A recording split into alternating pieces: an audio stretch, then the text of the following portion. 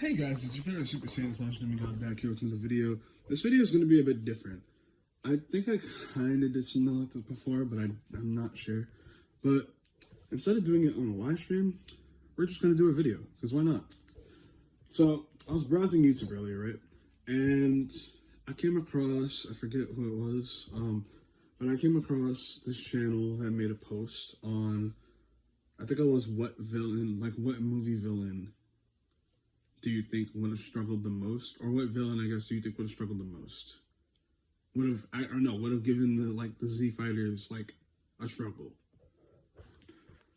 And some of the people in there were people that were considered non-canon, and it got me thinking. People have done this before, but I kind of want to do it myself, just because I have my own stuff to say. So I'm gonna be upfront with you guys, and a lot of you guys might not like me for this, and I'm sorry, but hey, it's my opinion. When it comes to Dragon Ball as a whole, I like everything, canon or not. But some of the non-canon stuff, I feel like I found a lot more intriguing, especially because depending on what we're talking about, right? Some of the non-canon stuff could have been so much better and could have actually gotten expanded on had they tried. And I'm not just talking about the movies. I'm talking about the fan stuff too. Like, I believe Dragon Ball AF was a fan-made thing. Dragon Ball GT, it wasn't fan-made, but it wasn't made by Akira Toriyama, which is why a lot of people say it's not canon. Even though I'm pretty sure Akira Toriyama himself made it very clear he doesn't really care whether it's canon or not when it comes to a lot of stuff. Like, if you like it, you like it. But I think a lot of people try to stay away from the non-canon stuff or turn down their noses to the non-canon stuff because it's not made by Toriyama. Okay, but we also got to give credit to people who made that stuff, because they didn't have to do that, but they ended up making great stories. Like, great example, Broly the Legendary Super Saiyan. He wasn't canon for years. He had, I think, 6 movies?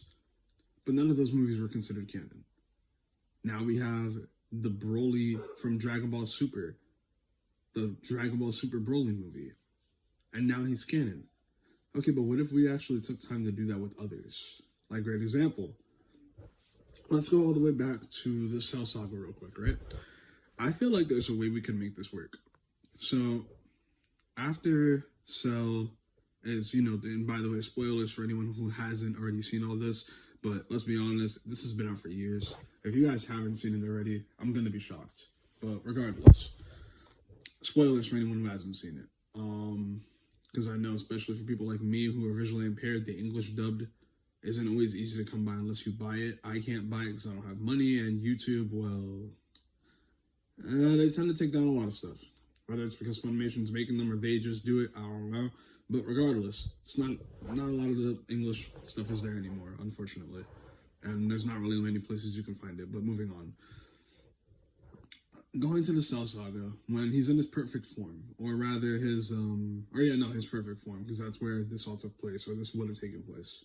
So, we have him in his perfect form, him and Gohan are fighting, and, eventually Gohan manages to knock him into his semi-perfect form. And that's when Cell's over here like, oh, well, dang, now we gotta play serious, because hold up, you just made me spit out 18, you monster. Okay, so fine, you know what? If I die, I'm taking the whole planet with me. Remember 17? Yeah, he decided to use that bomb that 17 had in him. I believe, either that or Cell had his own bomb, I don't know. But regardless, he decided to use that and almost blew up everything. Now, he made it very clear, you touch me, this will detonate right when you touch me, so I wouldn't do that if I were you. And that's when Gohan started being like, oh my god, Goku was right, I should have just finished him when I had the chance, that's great. And that's when Goku decides, you know what, I was the savior of this planet before, looks like I gotta do it again. And that's when he takes Cell to Otherworld, where he blows up, killing Goku, killing himself, killing King Kai, Bubbles, and Gregory, and also blowing up King Kai's planet. So that's nice. But regardless of all that, what happened when King Kai's planet blew up? Well, later on, we found out that long ago, there were there was this group of space pirates. Now, if you actually look up what their race is, they're apparently part of this thing called the Hera race. Hera clan, Hera race, I don't know. I just know they're called the Herons, or they're called Heras. So yeah, Bojack and his men. I don't know if there's more of them, but from what we do know, just like the Cell Juniors, all of them are part of the same race, apparently. So, what happened when Bojack was around? He went on a rampage and, kind of almost terrified the Kais, almost put them to shame. Yeah, but what happened was this. All the Kais banded together and they defeated him. They defeated him and his men. They managed to seal them away in this star on, like, I think, what, the corner of the galaxy or something? But here's the thing. They had to use their life force for that. So what happened when Cell blew himself up, therefore killing King Kai and everyone else as well? Well, that seal broke. And as the movie would entail, leaving Bojack unbound with his men to do whatever they wanted. Now, this is where I feel this could actually fit. Because when we look at Dragon Ball Z, Dragon Ball Z Kai, whatever you want to call it, before we go to the rest of Z or the final chapters of Kai that came out later, better known as the Buu Saga, there's a 7-year time skip. Within this 7-year time skip, if you look at how old Gohan is in BoJack Unbound, I feel like that could actually fit there. Because, like I said, at the ending of the Cell arc, we have nothing. Gohan's, I think, still 12, 11 in this part. Then we move on to the final chapters, or the continuation of Z, whichever one you want to call it. And Gohan's, 15, 16 in here? Maybe 17, I'm not sure. But regardless, he's a lot older. He already sounds like a full-fledged adult. So, if we take that into consideration, and we take into consideration two things as well. In BoJack Unbound, Goku is still dead because of what Cell did. Gohan's still a kid. Everyone's still around, yada, yada, yada. Future Trunks is even still here. Now, that people could try to say makes no sense. But to be fair, he could have just came back, and I think they did say this in the movie, to tell us, oh, well, I managed to kill the androids in my timeline. Now, people could say he wouldn't have a reason for doing that. Yeah, but to be fair, Trunks didn't have a reason for a lot of things that he most likely did. And he still came back anyway. He came back, I think 3 times?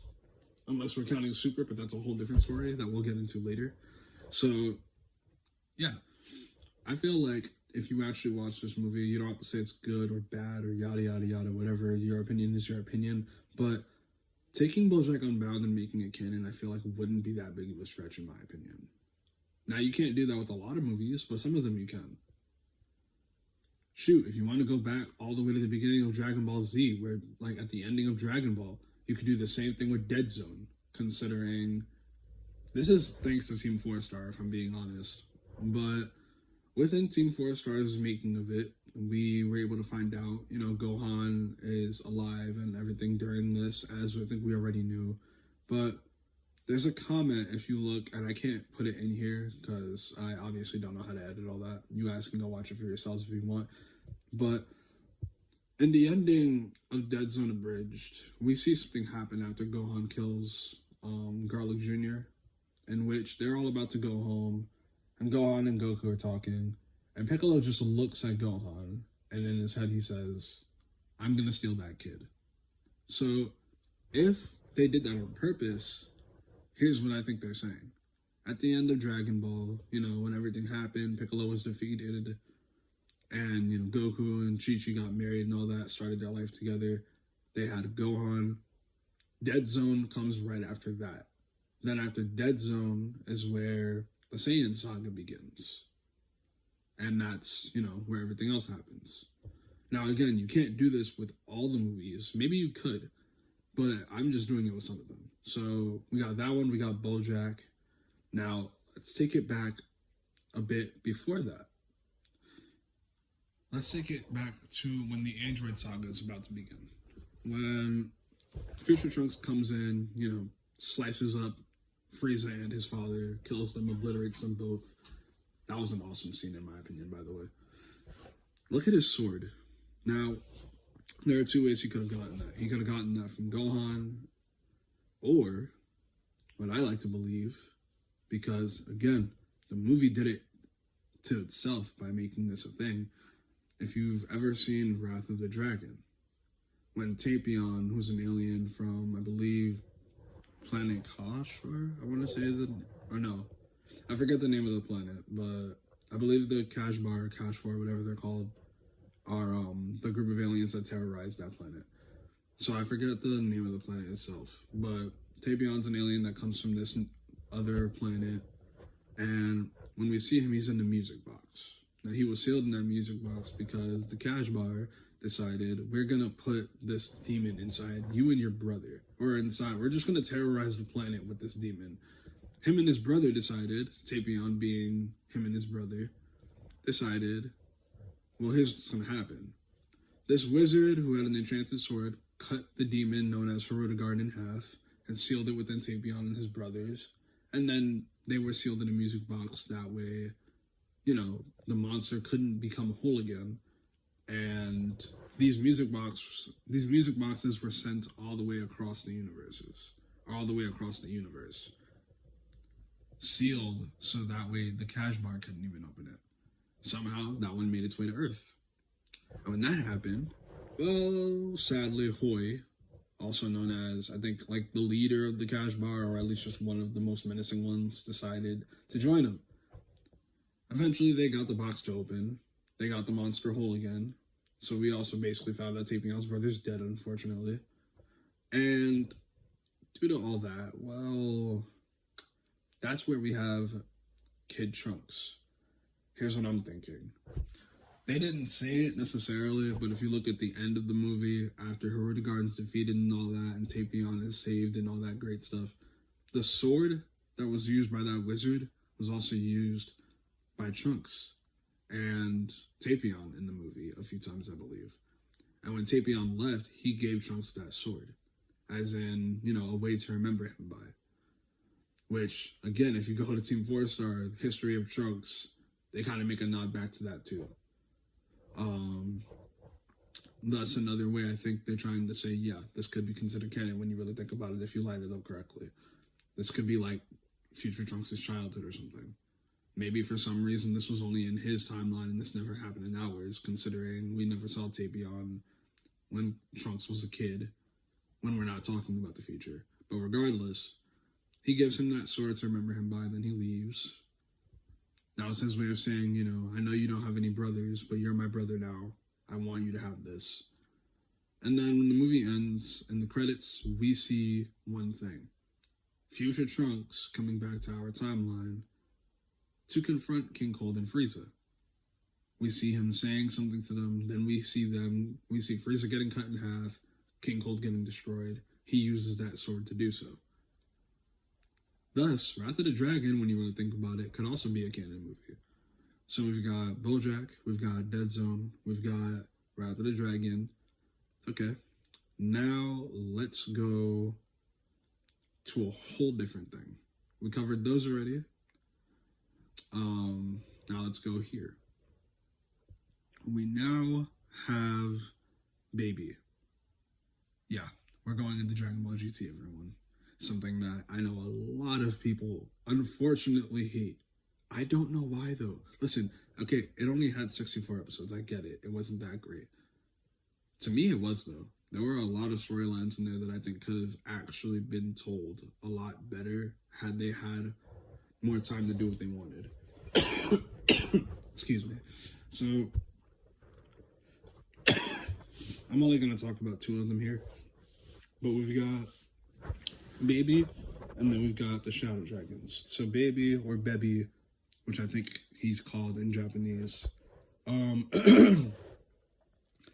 He was a Tuffle, or if we're looking at, I think what Akira Toriyama called him, a Sephorian, as we later on see, from Planet Tuffle.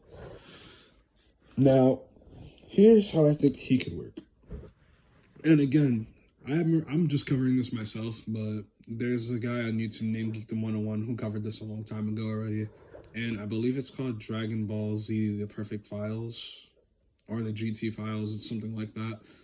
They have a whole story about Baby and what Akira Toriyama actually did.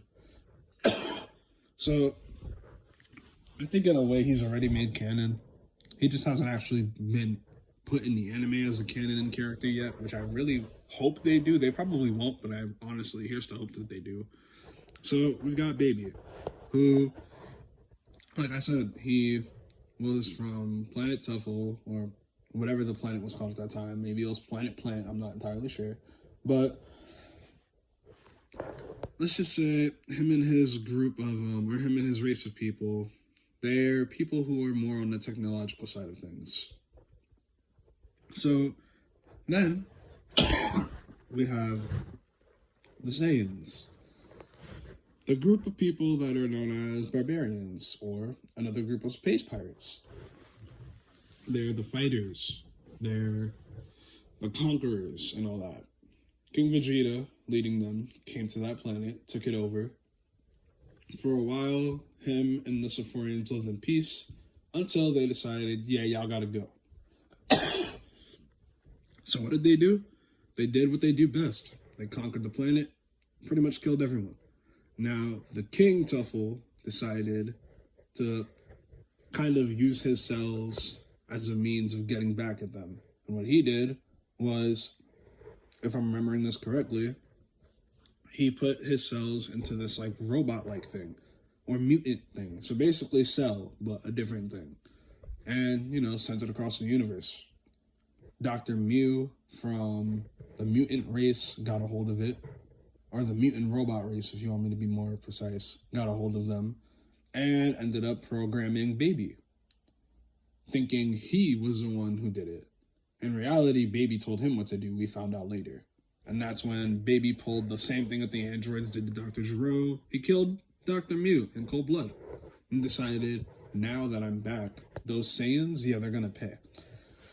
Those Saiyans weren't around anymore, though, but you know who was around? Prince Vegeta, Goku, Gohan, Goten, and Trunks, and Pan. So what did Baby do? Well, he decided to make them pay. Sins of the ancestors, because why not? If you look at the way this story works, I actually feel like this could also work very well within Super, actually, maybe somewhere. Like, so we have the Battle of Gods and all that. I'm thinking maybe, I don't know, somewhere after the Tournament of Power, maybe they could put it there. It wouldn't make that much sense, but at the same time, I mean, if you make Baby a bit more powerful and all that, and considering how powerful these guys are now, it could work, you never know. Especially because that'd be a lot more dangerous, considering now we know about multiple universes. There's a whole multiverse out there. Baby could easily try to just go from universe to universe, getting the most powerful fighters, taking them under control, and, you know, doing whatever he wants. Because all he has to do is fight them. If he hurts them, he can literally teleport inside of them, or just evaporate inside of them. I honestly don't know how he does it. Lay his eggs in there, and then once he does that, well, they're under his control until those eggs get removed. So, and remember what we found out for anyone who watched GT. Baby doesn't have to be there in order to control them. As long as his egg is inside of them, that's all that really needs to happen. So he could take over someone like Jiren, or Top, or, I don't know, Ribran, or something like that. He could take over literally anyone if he really wanted to, which would make this a whole lot more dangerous. Then we have my other favorites, the Shadow Dragons, which was also covered by Geekdom and a few other people, I believe. This one I feel like you don't have to do much with, considering why the Shadow Dragons were even a thing in the first place. They were made, from what we found out, from people being careless, people using the Dragon Balls too often. Anytime the Dragon Balls were used, negative energy was made, regardless of the wish being positive or not. So, because of that, and this is where I can say, actually, hold on for a second, it may not have just been carelessness, it could have also just been that we weren't supposed to really use the Dragon Balls at all, because we even found out one of the Shadow Dragons, known as Oceanus Shenron, was literally created from the first wish ever made on the Dragon Balls, which was a pair of underwear. So, honestly, I think that's telling us the Dragon Balls really shouldn't have ever been a thing. But regardless of that, they were also overused, which we do know because that's exactly why they disappeared at the end of GT. So, considering now we have the Super Dragon Balls, and yes, this is definitely something I can tell you they covered, because this is where I started thinking about it. The Super Dragon Balls are even worse. Only angels or gods can use those because you have to know a certain language, kind of like in the kind of like with the Namekian Dragon Balls. You have to know a certain language in order to use them. So, within that saying that, we haven't even seen the Super Dragon Balls get used that many times. I think in Super, or at least in the anime so far, we've only seen them be used, I want to say, 2 to 3 times. Okay, but Oceanus was made from literally the first wish on the Dragon Balls, the regular ones from Earth. Who's to say that can't happen with these guys too? And as the negative energy builds, those guys get stronger until they finally crack as well, and then something happens. I honestly feel like they could do this if they really wanted to. They may not, but I feel like it would be interesting, especially because, who knows, we have Ultra Instinct now. In the manga, we have Ultra Ego. Who's to say that there's not a form even above that? We didn't even think Ultra Instinct was a thing, and then we found that it was a thing. I don't think these Saiyans really have any limits anymore. They're on God and Angel level now, people. I'm pretty sure there's something above that at this point. What if the Shadow Dragons being here is what makes us find that out? You never know. So that's all I have to say on the matter. If you guys like this video, leave a like, comment, subscribe, share the video around. I'm really interested to see what you guys think on this as well. So I haven't done this for any video, but I do want to start. I don't know how many likes I want to get us up to. That's honestly up to you guys. I'm not going to force you guys to like it if you don't.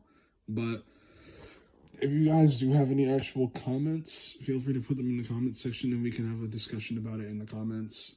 And yeah, hopefully, that'll happen. Can't wait to see what you guys think. Until next time, this is your favorite Super Saiyan / Demigod signing off. Love you guys, and peace out.